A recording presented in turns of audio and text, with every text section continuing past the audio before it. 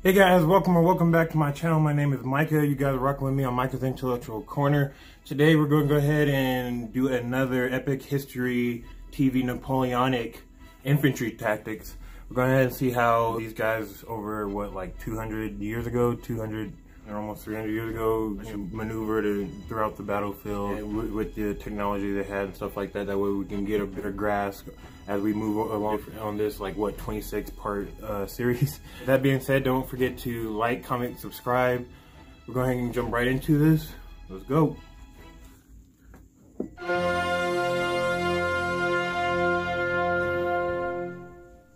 In the Napoleonic Wars, infantry fought in close order, packed together, standing shoulder to shoulder.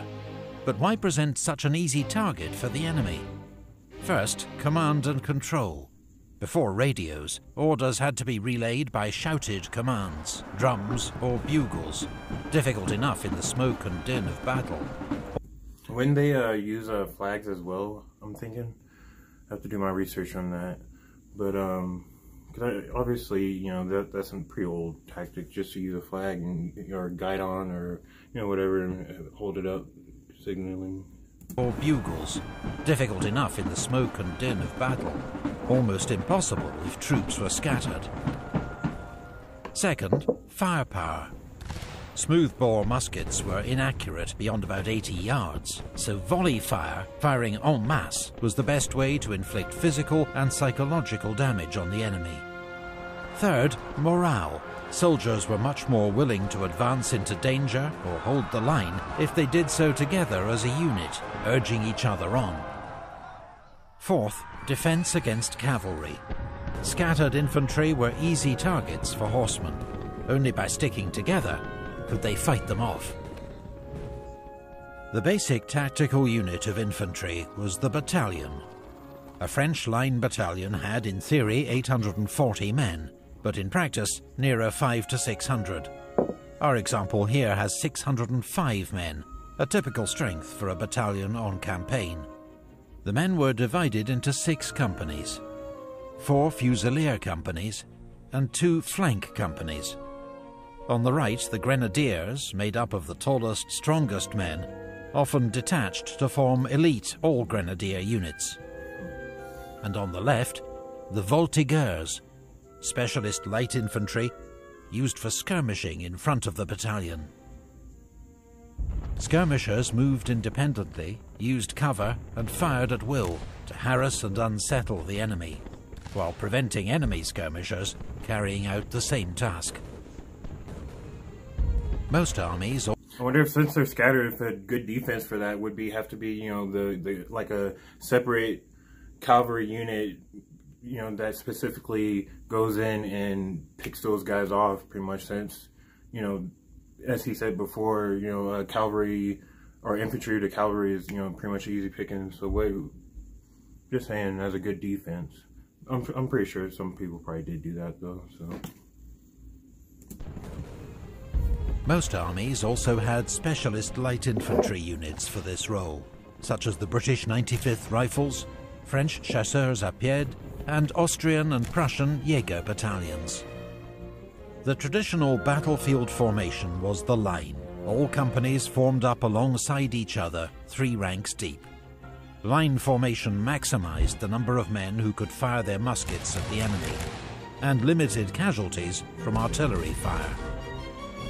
But it was extremely vulnerable to cavalry if it could be outflanked. And even for well-drilled troops, it was difficult to keep the line straight while advancing across broken ground. I wonder if a good tactic was where, you know, they had their line like this, and as he said, you know, one of the weak flanks over here would be, you know, for cavalry. I wonder if they have one of their box formations out here protecting their flank, you know, maybe, I don't know.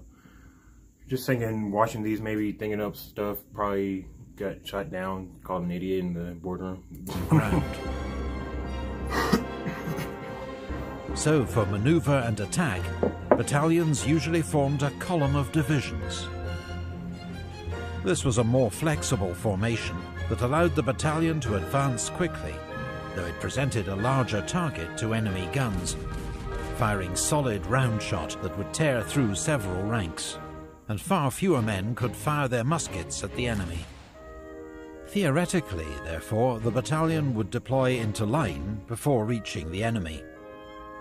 But carrying out this slow manoeuvre under fire wasn't always possible or sensible. So some commanders kept their men in column, relying on momentum to break the enemy line. This was a risky tactic that often worked. Maybe with that one that's like columns like this, maybe if they had like another 2 columns like this, that could help also provide fire that way. And then whenever cavalry came, they can also close into that box with those 2-3 squares protecting those sides. Maybe, I don't know. Get back to it. Tactic that often worked against raw troops, but led to high casualties when facing better trained infantry, like British redcoats. A column could be closed up quickly to provide protection from cavalry, or if there was time, could form a square.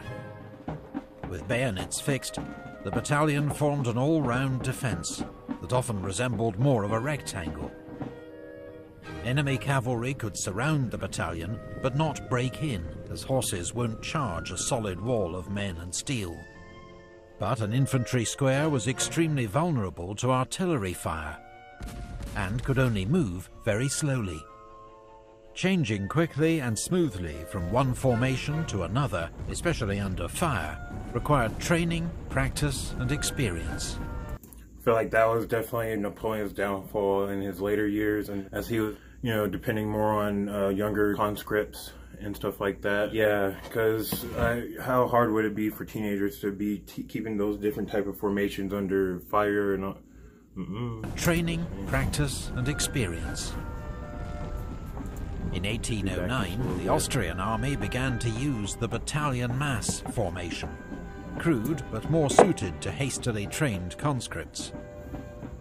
This was a dense column with limited firepower and huge vulnerability to enemy cannon. But it could quickly close up to repel cavalry using the same principle as the square, but without the complex drill, and was much more maneuverable.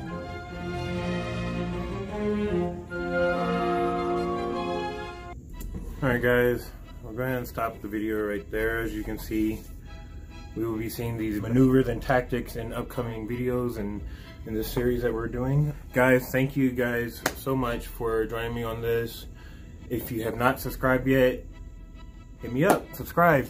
With that being said, thanks for rocking with me on Micah's Intellectual Corner. Remember to like, comment, subscribe. With that, I'll see you later. I'm out. Peace.